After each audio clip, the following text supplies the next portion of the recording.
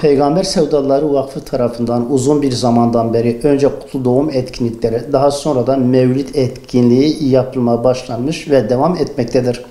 Bu yıl geçen hafta Batman, Van gibi yerlerde bu mevlid etkinliği yapıldı. Bu hafta ise Diyarbakır merkezde Nevruz Parkı'nda bu mevlid etkinliği yapılacaktır.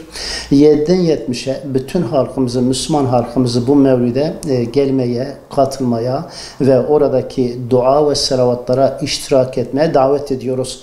İdeal Eğitim Vakfı olarak da biz de bütün üye ve gönüllülerimizi bu davette çağırıyoruz, koşmalarını istiyoruz.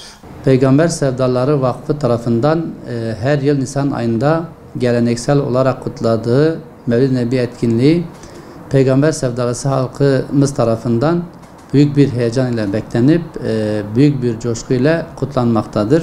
Özellikle ümmetin derdi ve yarası olan Gazze gündemde olduğu için Peygamber Sevdaları Vakfı tarafından bu yıl Cihad önderi Hz. Muhammed sallallahu aleyhi ve sellem teması seçilmiştir.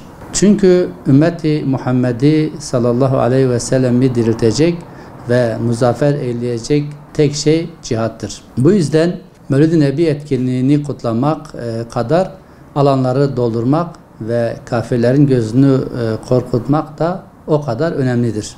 Bu vesileyle ümmeti Muhammed'in sallallahu aleyhi ve sellemin ayakta ve diri olduğunu göstermemiz gerekiyor.